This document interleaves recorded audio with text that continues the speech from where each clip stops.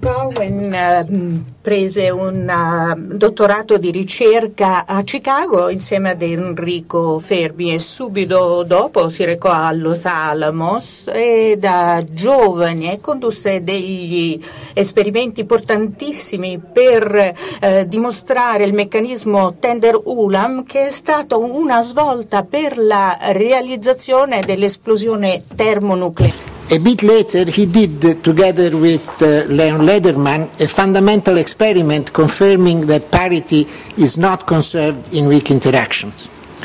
Subsequently, he has worked in many fields, both fundamental physics and technological applications.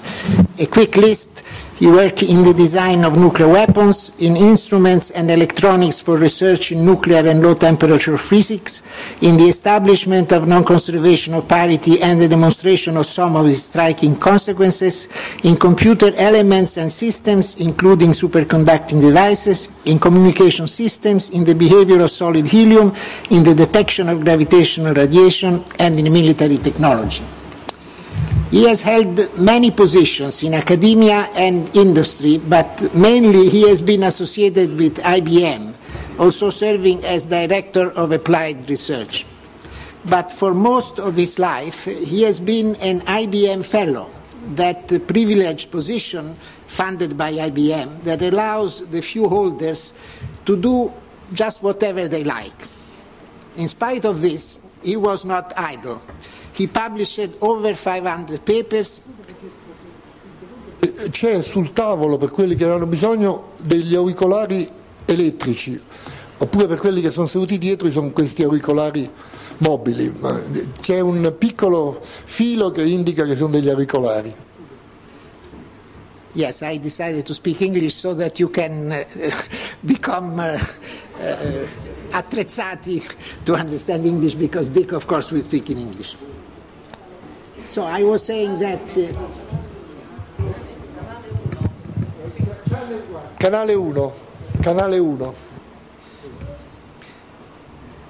So, as I said, being an IBM fellow, he was not idle. He published over 500 papers, obtained 45 United States patents, and co-authored many books, several of them on topics close to those he will talk about now. And finally, let me say that the list of the honors and awards Dick obtained is too long to be detailed here. I will just mention in 1996 the Enrico Fermi Award, the highest award given by the U.S. government in the field of in the nuclear field, and in 2003 the National Medal of Science awarded by the President of the United States, which is the highest scientific award in the United States.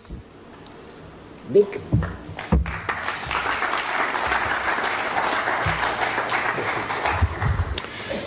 Thank you, Francesco. I'm glad to have such a big audience. Nuclear power is still a miracle of nature, science, and technology.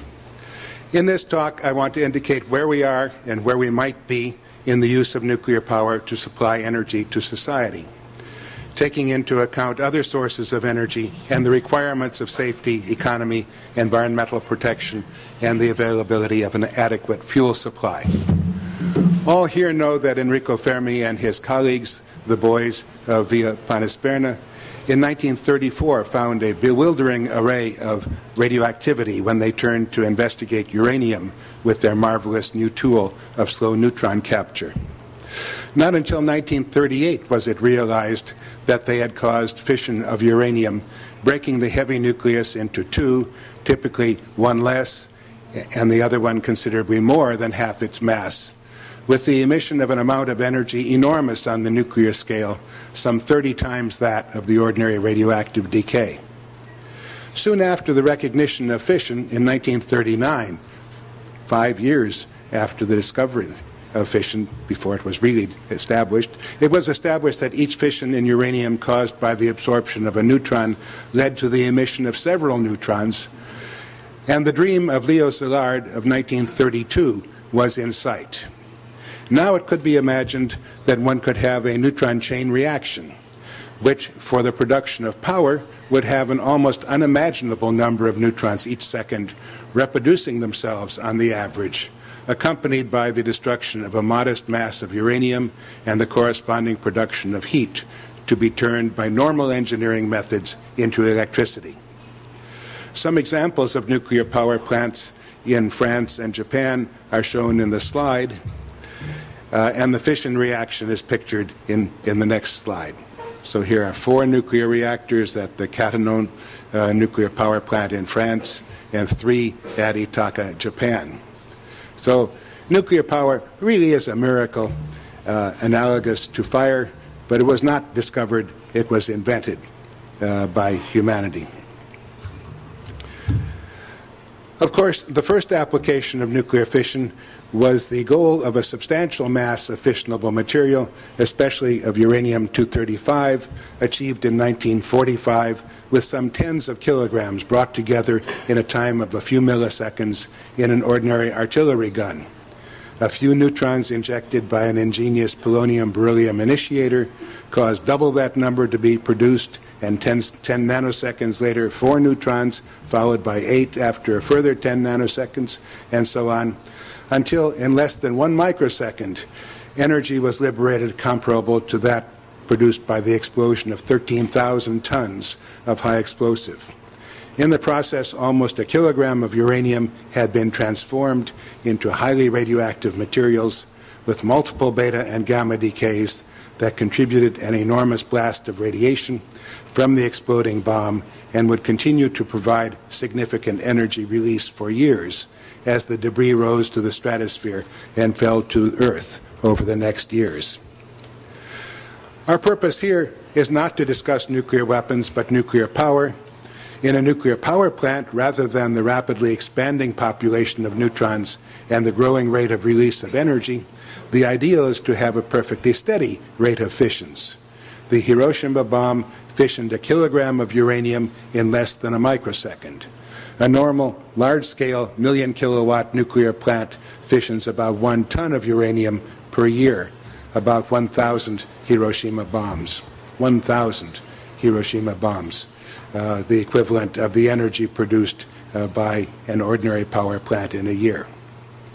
In my discussion, I will standardize on the plant typical of the 300 full-size nuclear reactors operating in the world today, generating each 1 million kilowatts of electricity. These plants now operate at a very good capacity factor, delivering the rated electrical output about 90% of the time, with most of the downtime being intervals for annual refueling or for planned maintenance. The world's 400 plus, some of them small, power reactors contribute now almost 16% of the energy, of the electrical energy of the world. I can't show you a picture of a nuclear power plant in Italy to compare with those in France or Japan for reasons that you have heard. In the United States, 103 reactors produce some 20% of our electrical power. The plant itself is normally innocuous, but is obviously connected to power transmission lines for delivering its valuable product, and periodically must receive nuclear fuel, typically about 25 tons per year of uranium containing 4.4% uranium-235, in contrast with the 0.7% U-235 in natural uranium.